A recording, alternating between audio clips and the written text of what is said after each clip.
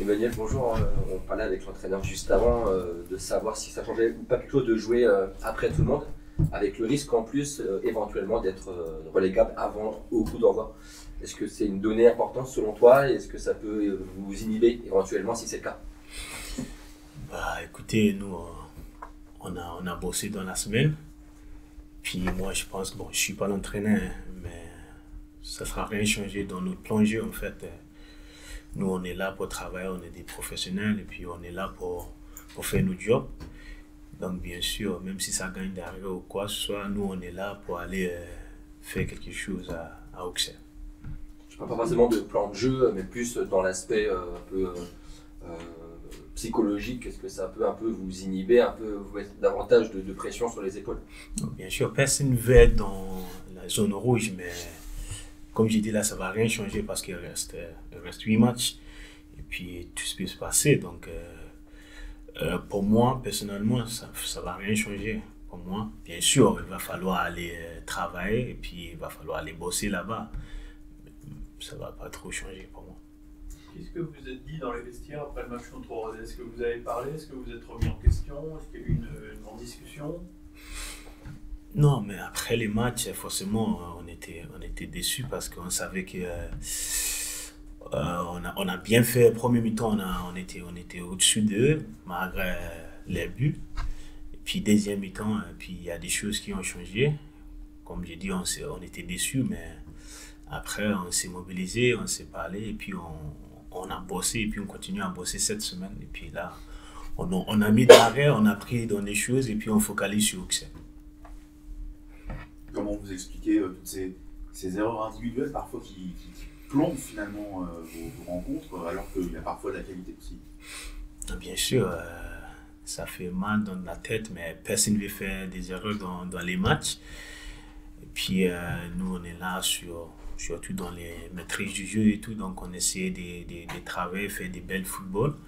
Comme vous avez dit, des fois ça coûte aussi, donc on est là, on se tient l'une et l'autre, et puis là on travaille, donc ça fait mal, mais on avance.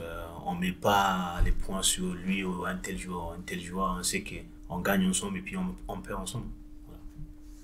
Voilà. Défensivement, parfois, où il y a eu, vous semblez plus solide ces derniers temps, puis il y a eu ce match contre Rodez.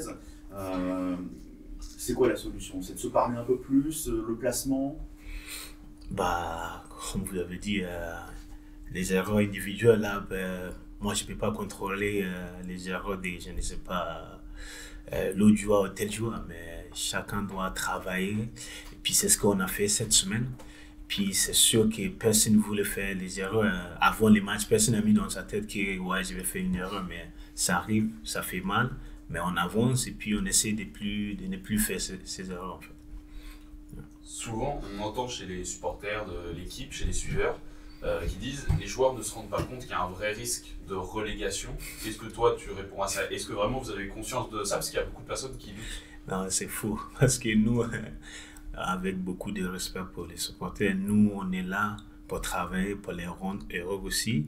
Mais on sait où on est dans les classements. Et puis bien sûr, quand on vient sur le terrain, je vous dis la vérité, on est les premiers vouloir gagner les matchs pour nous, pour notre carrière et puis pour les supporters. Donc on sait, on a conscience de ce qui arrive et puis on fait tout ce qu'on peut faire pour éviter ça en fait. Voilà. On sait que le maintien en Ligue 2, pour avoir discuté avec quelques anciens notamment ces derniers jours, ils expliquaient que le maintien en Ligue 2 c'était encore différent d'un maintien en Ligue 1 et que voilà, il fallait vraiment avoir les crocs, il faut chercher cette mentalité, cet état d'esprit. Bien sûr, j'ai déjà vécu ça, donc j'ai plein d'expérience à Valenciennes et tout ça. Donc c'est pas facile. C'est pas facile. Donc comme j'ai dit, on s'est mobilisé, on a travaillé, on sait où on est dans les classements. Et puis on a bien bossé cette semaine aussi et essayé d'éviter des erreurs bêtes qui coûtent cher au club. Donc on va tout faire pour faire quelque chose à Auxerre. Est-ce que tu penses justement que c'est moins attendu à Auxerre a priori sur le papier? Est-ce que c'est vrai que peut-être vous pouvez surprendre vous-même et l'équipe adverse? Bien sûr, on sait que sur le papier, là, peut-être on peut dire bah, c'est Auxerre qui va gagner, mais c'est un match un match de derby et puis tout peut se passer.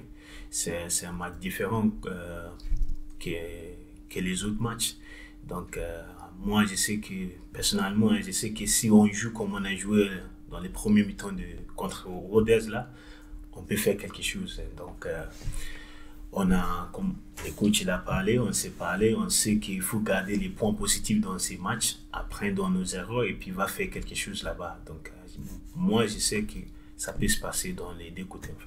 C'est le match parfait pour enfin gagner à l'extérieur cette année. Ça n'a pas encore été le cas depuis l'année civile. Hein. Je parle, ce serait le moment idéal pour le coup. Exactement. On sait que ça ne va pas être facile. C'est une très belle équipe, mais nous aussi. Mais malheureusement, on n'est pas bien classé, mais ça joue dans la tête. Le football, là, c'est dans la tête. Et puis, bien sûr, si demain, lundi, si on gagne là-bas, là, ça peut nous renforcer dans la tête et tout. Donc, on est là, on sait que c'est une occasion pour faire quelque chose là-bas. Il y aura plus de 500 supporters lundi soir, c'est plutôt rare pour un déplacement en semaine. C'est un soutien appréciable. Oui, bien sûr. Et puis, je suis vraiment content quand j'ai vu ça hier soir. Donc, l'équipe appréciait beaucoup de ce que les supporters font. Ils ne nous ont pas lâchés, même si ce n'est pas facile pour eux, je comprends, mais nous aussi, on va tout faire pour les rendre héros vers la fin. Si Isma et Mehdi réintègrent la défense, ça voudra dire que la défense va encore bouger. C'est pas forcément un gage de sécurité, tout le temps cette défense qui évolue, qui a pu compter, qui revient, qui repart. C'est toi qui reviens au poste de latéral droit, il faut s'adapter sans cesse. Non, mais après, Isma, il était blessé, donc forcément, il y a quelqu'un d'autre qui doit intégrer. Et puis, Mehdi aussi, il était suspendu. Donc, on a besoin de tout le monde, on a besoin de tous les joueurs pour renforcer l'équipe. Après, c'est pas moi le coach, c'est pas moi l'entraîneur qui doit faire les choix, mais on est tous professionnels. À qui ce soit qui va jouer là, il est là pour donner tout ce qu'il peut, il peut donner pour l'équipe. Donc, moi, j'ai pas de souci dans ça. Merci bien. Merci. Merci.